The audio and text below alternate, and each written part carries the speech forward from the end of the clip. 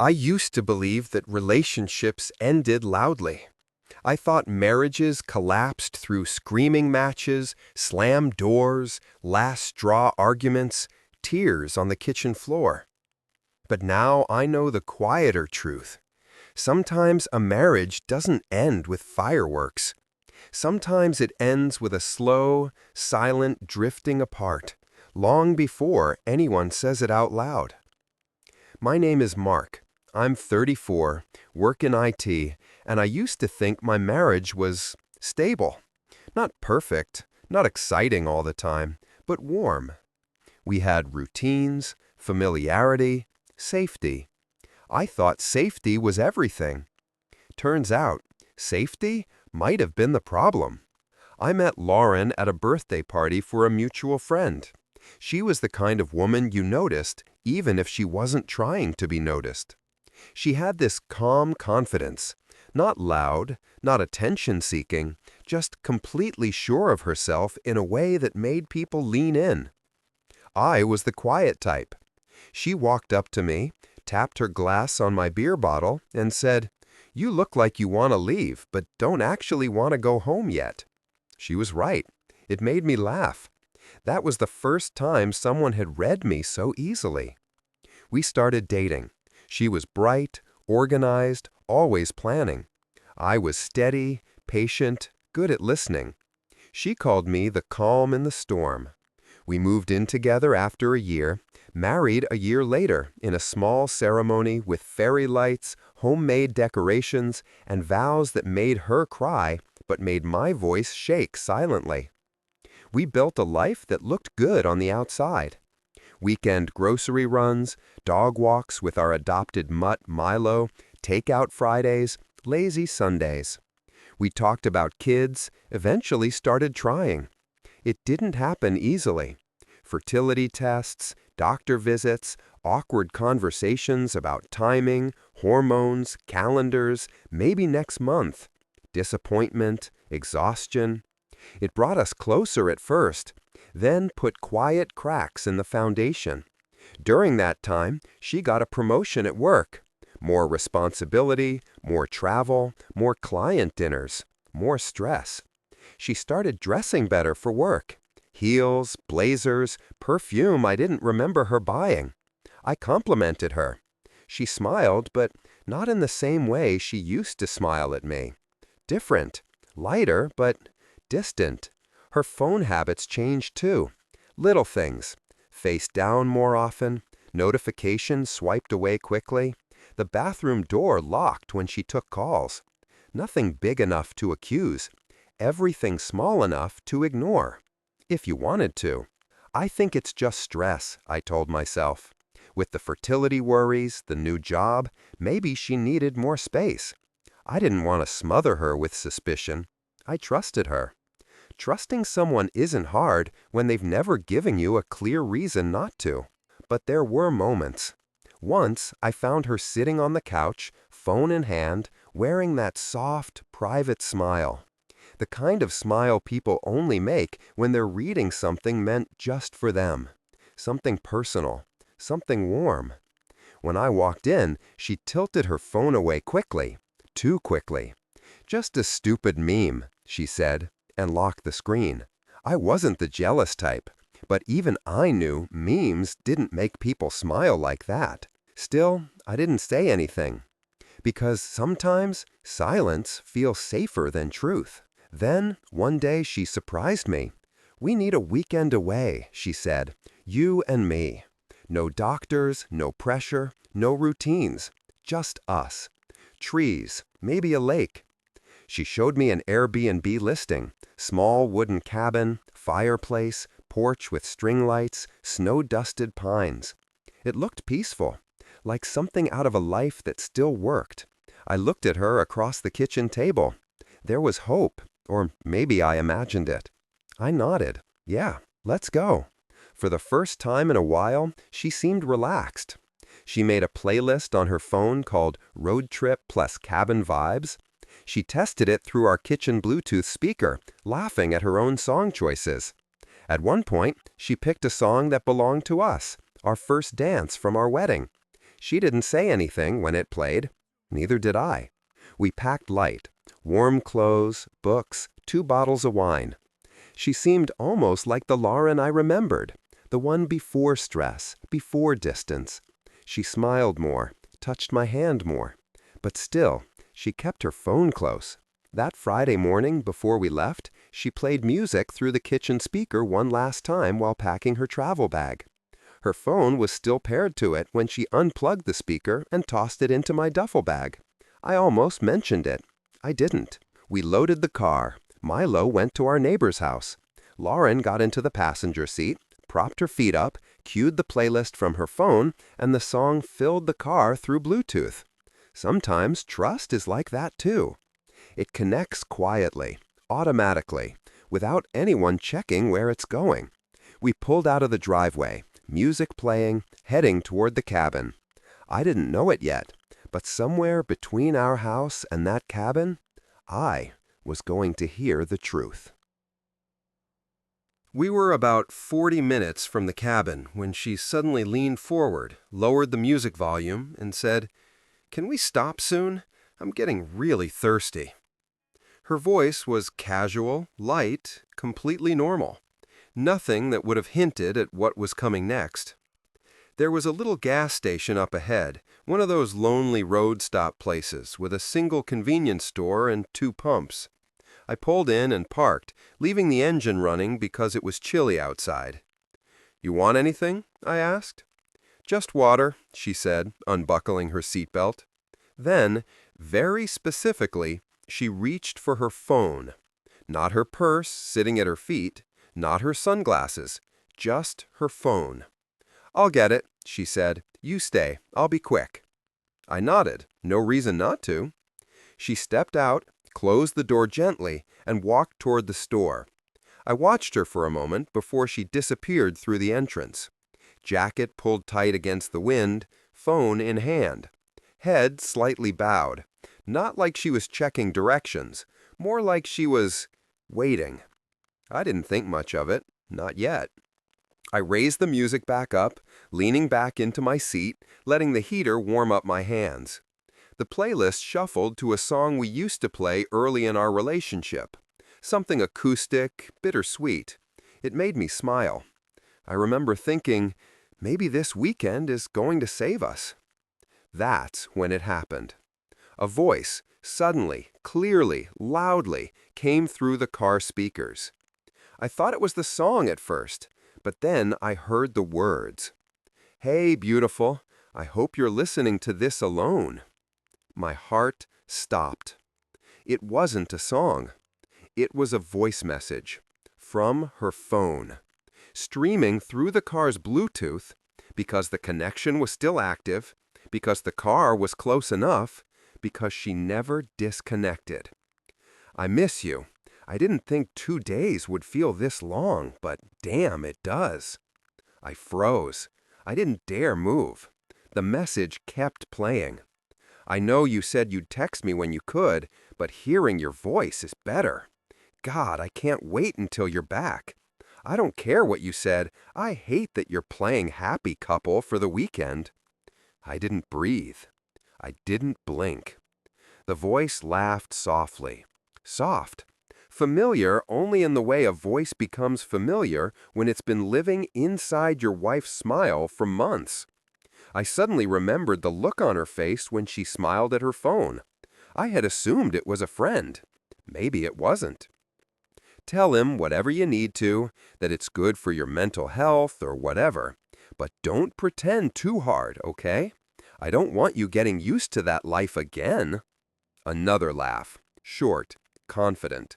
"I want you to remember why you're leaving it." The message ended. I didn't. Another one auto-played. "Also, I dreamed about you last night." I didn't hear the rest. I couldn't. My hand shot out and turned off the engine. The car went silent, except for the faint thump of my own pulse in my ears. My mouth was dry, my hands cold, though the heater was still faintly humming. I didn't replay it. I didn't need to. The truth is strange when it arrives. It doesn't always crash through your door or break your heart in a single blow. Sometimes it arrives quietly, in a parking lot, on a cloudy afternoon, from your car speakers. She had no idea. She was still inside, probably standing between aisles of chips and bottled water, phone in hand, listening to the same messages, but privately, thinking they were just for her. I sat there, staring through the windshield, waiting for something inside me to break open like in the movies. I expected anger. I expected rage, or at least disbelief. Instead, I felt something quieter, something colder. Recognition. Like my gut had known long before my ears did. I don't know how many minutes passed before I saw her through the glass doors. She was holding 2 bottles of water. Just water. No snacks, no coffee, no distraction purchases. Because that's not why she went inside. She was standing still, screen lit up in her hand, earbuds in, listening to something. Her expression was soft. There was that smile again, the one I had noticed weeks ago. Not the polite one, not the social one, the private one, the one that wasn't mine.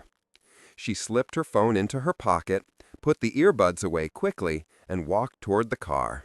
She didn't look guilty. She didn't look nervous. She looked peaceful. She opened the door, smiling faintly.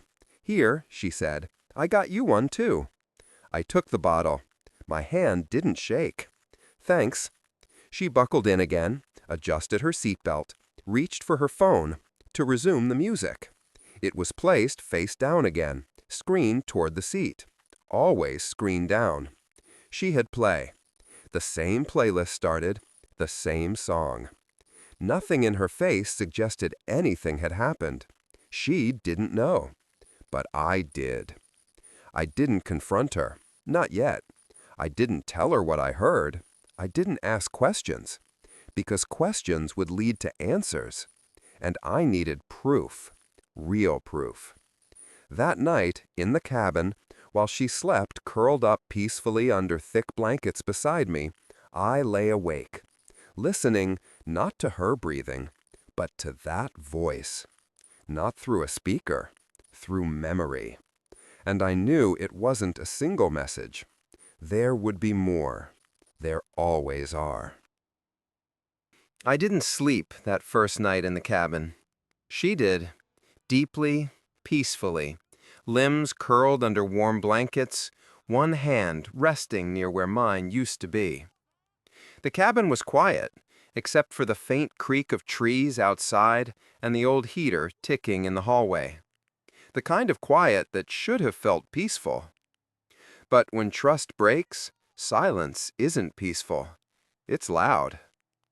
I lay there in the dark with my eyes open, feeling that strange stillness between what I knew and what she still believed I didn't. My wife, the woman I thought I would protect, build with, grow old with, slept next to me comfortably while the words of another man echoed in my head. Tell him whatever you need to. Don't pretend too hard. Remember why you're leaving. I stared at the ceiling, and for the first time in my life, I felt like a stranger in my own life. Around 2 a.m., I quietly got out of bed, careful not to wake her, and went to the living room. The cabin had spotty Wi-Fi, just good enough to pick up a couple of messages that had synced to my iPad from home. Lauren's iCloud account was still linked, a leftover habit from when she used it for work backups.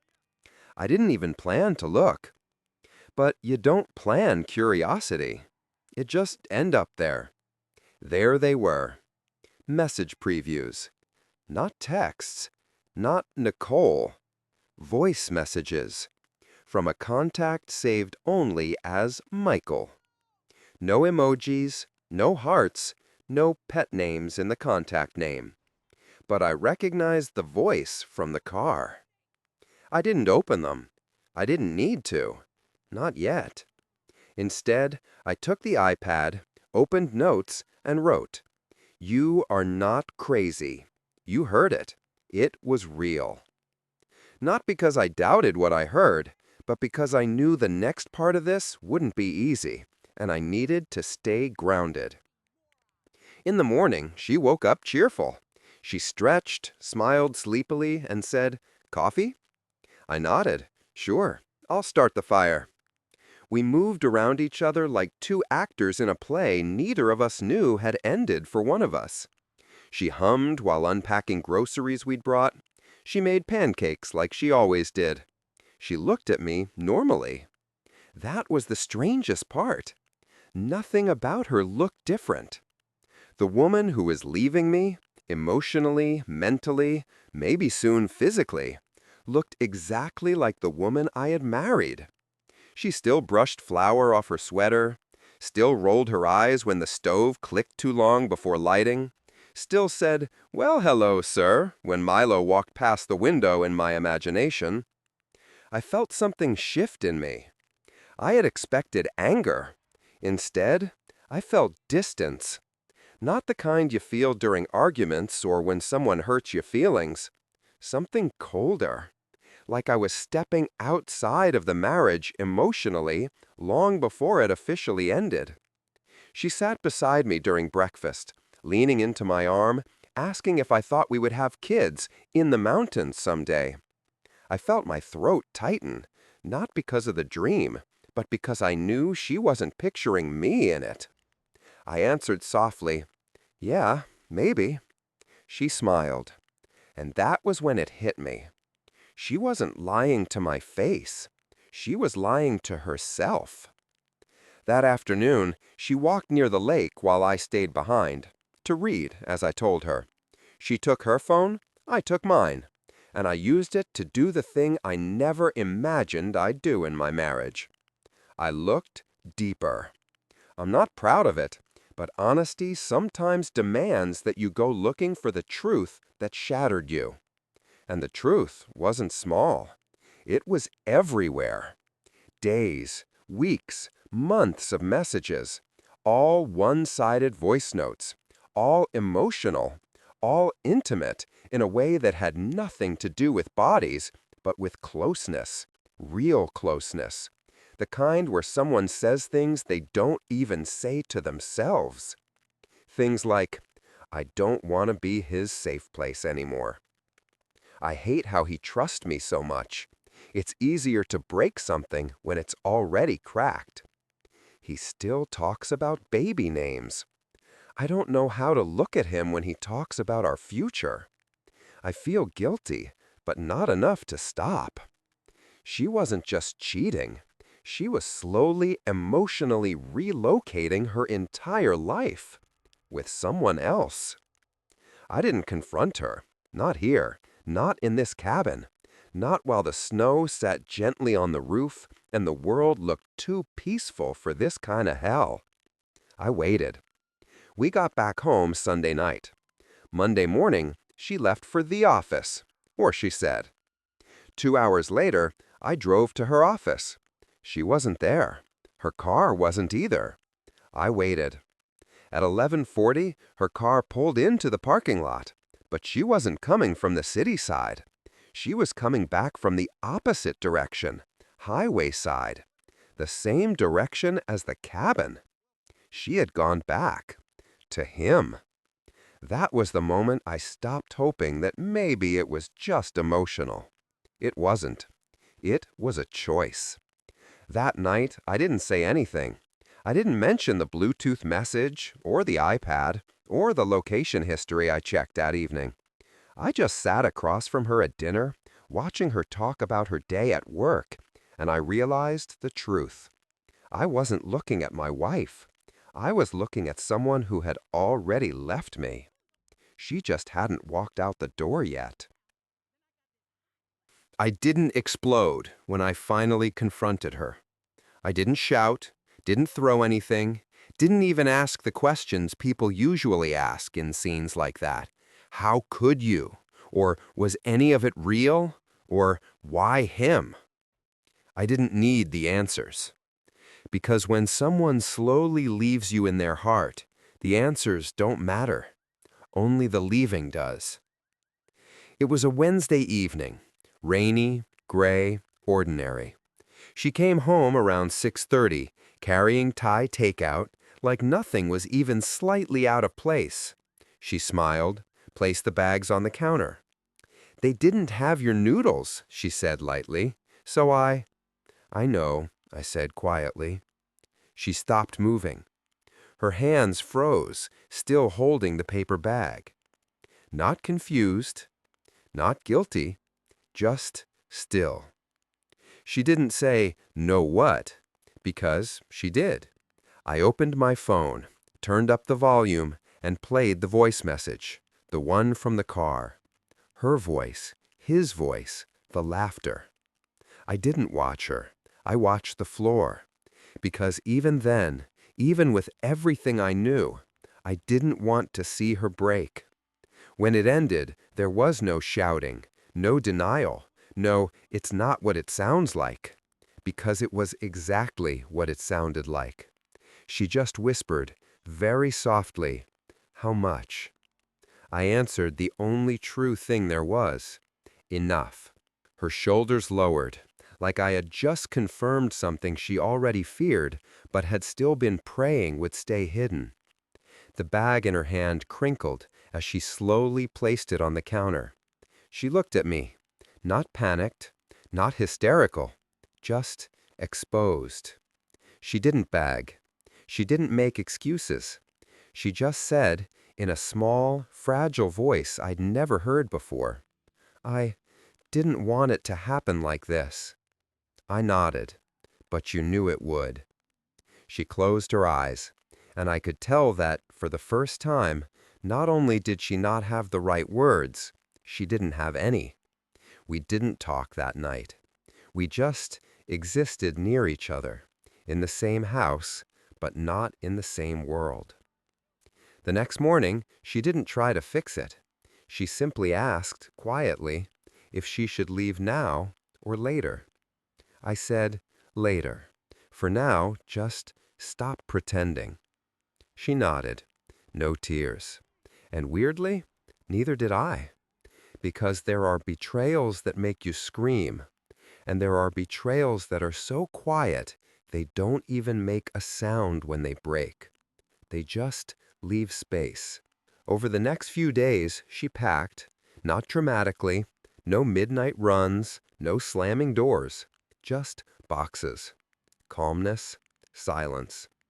She cried only once, that I saw, when she picked up a framed photo of us from our first house.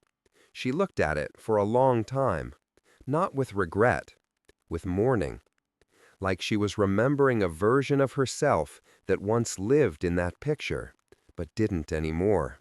She moved into her sister's house temporarily. She said she needed time to think, but the truth was, she had already thought, a long time ago. She just didn't say it out loud until I heard it for her. People always assume heartbreak is loud, but sometimes it's not. Sometimes it's a woman sitting in her car outside her own house, keys in hand, not quite ready to enter, not quite ready to leave. A week later, she sent me a long email. I didn't read it for days. When I finally did, it wasn't angry, or manipulative, or begging. It was honest. She wrote, "I don't know when it started. I just know it didn't start as a betrayal. It started as a feeling I didn't understand. Safety, comfort, gratitude, but not love, not anymore. And I didn't know how to tell you that, because you hadn't done anything wrong, which somehow made it worse." I stared at that line for a long time. You hadn't done anything wrong, which somehow made it worse. I don't know if it was supposed to comfort me. It didn't. But strangely, it did bring clarity. Not all heartbreak comes from bad people. Sometimes it comes from people who no longer know how to stay. We didn't have a nuclear ending. No cheating scandals, no screaming matches, no broken plates or courtroom drama. We filed for divorce quietly. like two people packing up a house they once loved, carefully boxing each thing, unable to fully explain when exactly it stopped being home. Now, when I think about her, I don't feel hatred, or anger, or love. I feel something much simpler: distance. Not the kind between two places, the kind between two versions of the same life. Sometimes you don't lose a person, you just stop being in the same story. What would you do if you were Mark? Tell me in the comments. If you want more stories like this, like, subscribe, and hit the bell.